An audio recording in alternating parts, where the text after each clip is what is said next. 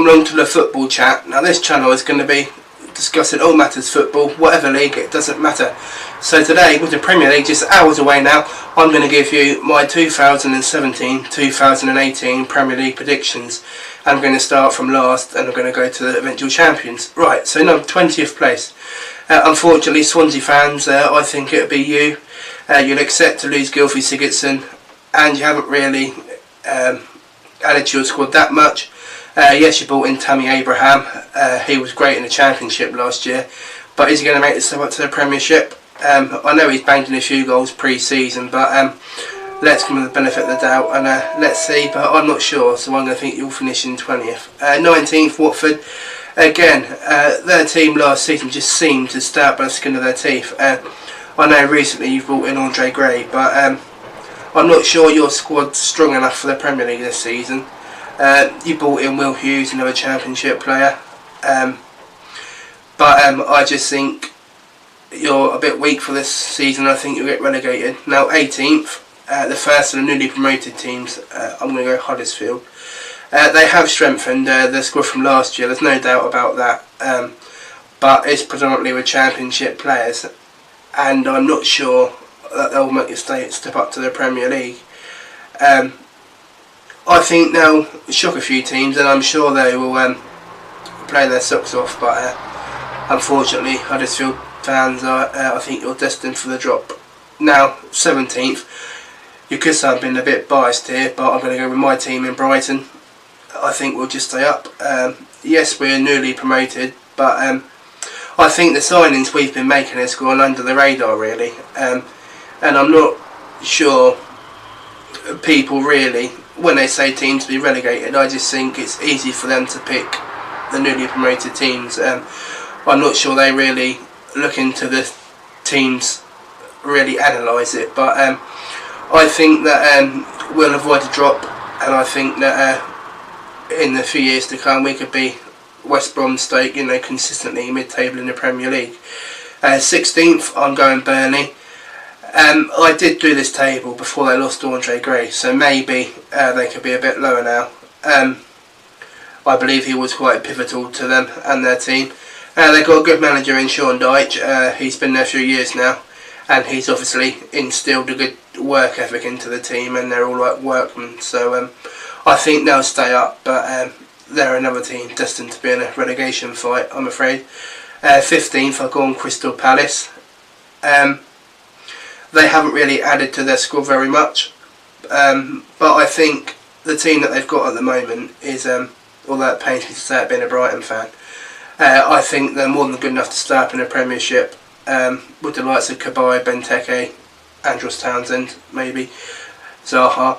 I think they'll stay up, but again they'll be in with the teams at the bottom in a relegation fight. 14th, Newcastle. I've seen a lot of people put Newcastle in mid-table. I've gone for lower mid-table for them. Again, I watched a lot of them in the Championship last year, being a Brighton fan, and they was impressive. I would say Brighton probably was the best starting 11 in Championship, but overall I think Newcastle had the best squad, and obviously Rafa Benitez is an experienced manager, especially in the Premier League, so I'm sure he will get the signings he wants, and I think he'll guide them to safety quite comfortable. 13th, I'll go on Bournemouth. They've strengthened their squad with Jermaine Defoe. There's probably the most notable side. Obviously they brought in Agmer Begovic as well from Chelsea. They got a good solid English manager in Eddie Howe. I think he'll keep him up. He's obviously well known to Bournemouth, and he's been there a few years now, and I can see him doing a job potentially for England in the future, so I think they'll finish in 13th, Bournemouth. Going to Stoke, again mid-table-ish for Stoke, even though they've lost Marto and Nalkovic. I think Mark Hughes is a good manager, and they've still got good players, and they're still looking to strengthen, I believe, so I think it'll be another solid season for Stoke. West Brom, they've brought in Jay Rodriguez from Southampton, and I know they're also after Ben Gibson from Middlesbrough, and potentially Gibbs from Arsenal as well.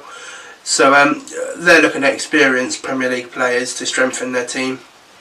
Obviously Tony Pulis sets them up as hard to beat, so I presume that will be continuing this season, and I don't think they're having any trouble staying in the league. So Southampton in 10th I've gone for. Although they'll probably lose Virgil van Dijk, it doesn't really seem to affect them as such. You know, they've lost all their players, top players, Mane, Lallana, all of their top players over the last few years, but they seem to just churn out players from their academy that just step up seamlessly. So I'm not sure that'd be as easy to do to replace Virgil van Dijk, but I don't believe they've got European football this year, so I think they'll finish in a solid 10th. 9th I've gone with Leicester City. They've brought in Iheanacho from Man City, which is a good signing. It's obviously up in the air if Riyad Mahrez is going to stay or not, but although he is a good player, I'm not necessarily sure that he's going to have a bigger bearing as people think how Leicester will finish next season. So I think they'll surprise a few people maybe and come in with a solid 9th place. 8th I've gone for West Ham. They have improved their squad, there's no doubt about that, bringing in the likes of Joe Hart, Zabaleta, Chicharito, Marko Arnautovic. So they've certainly strengthened their team, but I don't think they'll break the top 6.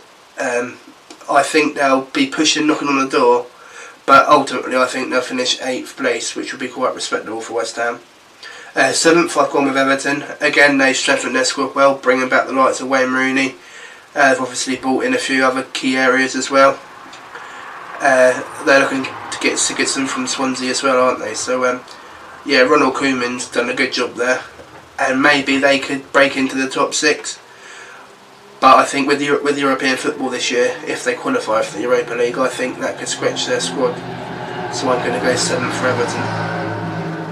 6th place, this may surprise people, I've gone with Tottenham. Over the years, White Hart Lane was a fortress for them. They rarely drop points there, and everyone knows about the struggles with Wembley. Maybe that's being used too much against them, I'm not too sure. But I'm just purely going off their Champions League from their last season. It wasn't that great.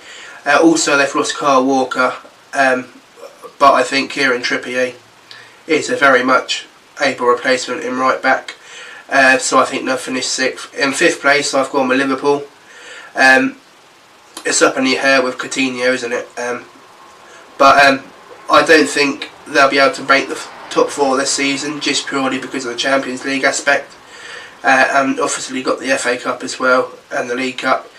Maybe their squad's not that big to compete in all competitions, but I think it will tarnish their Premier League form, and I think they'll finish in 5th. Top 4, this may surprise people again. I've gone with Arsenal in 4th.